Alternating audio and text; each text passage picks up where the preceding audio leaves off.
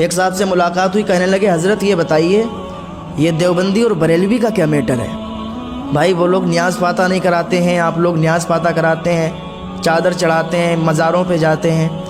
ہم نے کہا تمہیں مین وجہ ہی نہیں معلوم ہے، یہ چادر چڑھانا، یہ پھول چڑھانا، یہ نیاز فاتح کرانا یہ ہمارا مدعا نہیں ہے، یہ ہمارا اس بات پہ ان سے اختلاف نہیں ہے۔ ہمارا جو مین اختلاف ہے وہ عقیدے کے تعلق سے ہے۔ ہمارے عقائد کچھ ہیں، ان کے عقائد کچھ ہیں، اور انہوں نے اپنی جو کتاب میں غلاظت لکھی ہے تو انہوں نے اپنے طرف سے کچھ نہیں لکھا، ان سے جو انگریز حکومت نے لکھوایا وہ انہوں نے لکھا، کیونکہ انگریزوں کی طرف سے انہیں پیسہ ملتا تھا۔ تو کہنے لگے حضرت ہم تو ان کے پیچھے نماز بھی پڑھ لیتے ہیں۔ ہم نے کہا غلط کرتے ہو تم، دشمن احمد پہ شدت کیجئے، ملحدوں سے کیا مربت کیجئے، غیظ میں جل جائیں بے دینوں کے دل، یا رسول اللہ کی کثرت کیجئے۔ ہم نے کہا جو یا رسول اللہ کہنے سے منع کرے، کہ یہ جائز نہیں ہے، حرام ہے، اس کے پیچھے تم نماز پڑھو گے؟ ہم نے کہا جو نبی کے بارے میں کہے کہ نماز میں اگر نبی کا خیال آ جائے تو نماز نہیں ہوگی، گدھے کا خیال آ جائے تو نماز ہوگی، اس کے پیچھے نماز پڑھو گے؟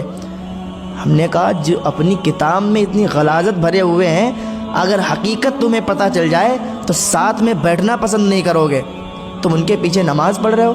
بولے حضرت ہم ان کے پیچھے نماز بھی پڑھ لیتے ہیں، کھانا بھی کھا لیتے ہیں ان کے ہاں، اور ہم نے رشتے بھی کر دیے۔ ہم نے کہا تمہیں کبھی اپنے علماء کے پاس بیٹھنے کی توفیق ہی نہیں ہوئی، کاش کہ تم اپنے امام کے پاس بیٹھے ہوتے اور تم نے ان کے بارے میں ذرا علم لیا ہوتا، پوچھا ہوتا، تو تمہیں پتہ چلتا کہ ہاں ان کے عقائد کیا ہیں اور مین اختلاف کیا ہے، اور ہم جو ان سے سمجھوتا نہیں کرتے ہیں مین وجہ کیا ہے۔ 3-4 یوٹیوب پر ویڈیو دیکھ کر انسان سمجھتا ہے کہ میں عالم بن گیا، میں مولانا بن گیا، اب مجھے کسی کی ضرورت نہیں ہے۔ میں نے کہا بتاؤ تم نے رشتے کر دیے، ان کے پیچھے نماز پڑھتے ہو، ان کے یہاں کھانا کھاتے ہو، کتنی غلط بات ہے۔ کہنے لگے حضرت بتائیے نماز کا کیا مسئلہ ہے؟ میں نے کہا نماز جب ان کی خود ہی نہیں ہوتی ہے تو صاحب تمہاری کیا ہوگی؟ کہنے لگے کیسے؟ میں نے کہا سنو، ان کا ایک مولوی ہے اسماعیل دہلوی، تو اسماعیل دہلوی صاحب اپنی کتاب میں لکھتے ہیں کہ اگر معاذ اللہ نبی کا خیال نماز میں آ گیا تو نماز نہیں ہوگی، اور اگر تعظیماً آیا تو انسان مشرک ہو جائے گا۔ اب ہم نے ان سے پوچھا ذرا یہ بتائیے کیا کون سا ایسا دیوبندی ہے جو نماز میں التحیات نہیں پڑھتا ہے؟ بولے ایسا تو کوئی نہیں ہے، دیوبندی کیا سنی بریلوی کیا، کوئی بھی ایسا نہیں ہے جو نماز میں التحیات نہ پڑھے۔ میں نے کہا سنو، جو بھی دیوبندی حضرات ہیں وہ التحیات نماز میں پڑھتے ہیں، اور ادھر اپنے امام کو بھی مانتے ہیں، اپنے اکابر علماء کو بھی مانتے ہیں، تو جب ان کو مانتے ہیں، ان کو اپنا سرگنا سمجھتے ہیں، تو انہی کی باتوں پر عمل بھی وہ کرتے ہیں۔ تو سنو، اگر کسی بھی دیوبندی امام کے پیچھے تم نماز پڑھنے گئے اور اس نے نماز پڑھائی تو التحیات اس نے پڑھی یا نہیں پڑھی؟ بولے پڑھی۔ ہم نے کہا التحیات میں جب نبی کا خیال آئے گا، جب نبی کا نام آئے گا بھائی، تو خیال بھی نبی کا آئے گا، اور جب نبی کا خیال آ گیا، اب یہاں پر غور سے سنیے گا، غور سے، اس میں 3 صورتیں نکلتی ہیں کہ یا تو التحیات تعظیماً پڑھی جائے گی، اور تعظیماً اگر پڑھی گئی تو وہ اسماعیل دہلوی صاحب کہتے ہیں کہ تعظیماً اگر کسی نے پڑھی تو وہ مشرک ہو گیا۔ اب میں کہتا ہوں 3 صورتیں نکالو، یا تو تعظیماً پڑھیں گے، یا تو تحقیراً پڑھیں گے، یا تو جڑ سے ہی نہیں پڑھیں گے۔ اگر تعظیماً پڑھی تو ہوئے مشرک، اگر تحقیراً پڑھی تو ہوئے کافر، اور اگر جڑ سے ہی نہیں پڑھی تو نماز ہی نہیں ہوئی۔ سب نماز کے لیے التحیات پڑھنا واجب ہے، اور اگر واجب ہی ترک ہو گیا تو نماز کہاں کی؟ تو جب خود ہی نماز مولوی صاحب کی نہیں ہوئی تو تمہاری نماز کیسے ہو جائے گی؟ ہمارا فاتحہ درود پر اختلاف نہیں ہے، ارے نہ جانے ہمارے اڑوس پڑوس میں کتنے دیوبندی ایسے ہیں کہ وہ لوگ فاتحہ بھی کرواتے ہیں۔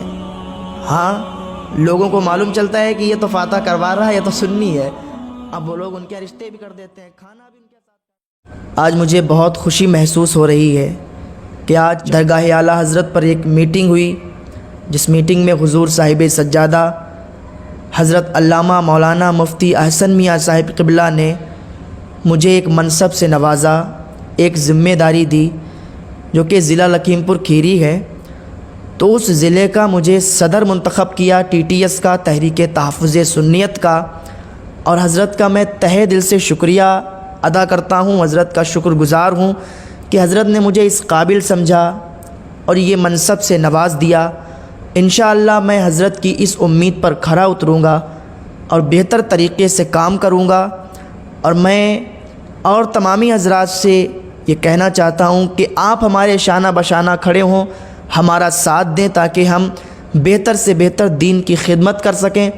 اور جب یہ منصب مجھے مل گیا، حضرت نے جب یہ ذمہ داری مجھے دے دی، تو میں تو کہتا ہوں یہ ناز یہ انداز ہمارے نہیں ہوتے، جھولی میں اگر ٹکڑے تمہارے نہیں ہوتے، اور ملتی نہ اگر بھیک حضور آپ کے در سے، اس ٹھاٹھ سے منگتوں کے گزارے نہیں ہوتے، اور بے دام ہی بک جائے یہ بازار نبی میں، اس شان کے سودے میں خسارے نہیں ہوتے۔ اس پر انشاءاللہ بہتر کام کرنا ہے اور حضرت کی امیدوں پر کھرا اترنا ہے۔ جس طریقے سے حضرت نے مجھے کچھ سمجھ کر یہ ذمہ داری دی ہے، اسی طریقے سے حضرت کی امیدوں پر انشاءاللہ ہم کھرا اتریں گے۔ اب جب یہ ذمہ داری مجھے دے دی گئی تو کچھ جلنے والے ہو جائیں گے، کچھ حسد کرنے والے ہو جائیں گے۔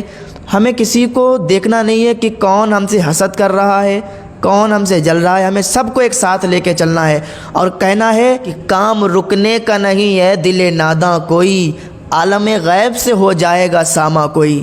اور جب ہم اس پر کام کرتے رہیں گے، ڈٹے رہیں گے انشاءاللہ، اور کام جب ہمارا چلے گا، جب لوگ ہمارے ساتھ جڑیں گے، ہماری اس تحریک تحفظ سنیت میں جب لوگ بڑھ بڑھ کر حصہ لیں گے، تو ہم کہیں گے کہ میں اکیلا ہی چلا تھا جانب منزل، مگر لوگ ساتھ آتے گئے اور کارواں بنتا گیا۔ اللہ تعالیٰ حضور احسن میاں صاحب قبلہ مدظ اللہ النورانی کو عمر دراز فرمائے، اور حضرت کے بہت منصوبے ہیں، اللہ تعالیٰ حضرت کے منصوبوں کو پورا فرمائے۔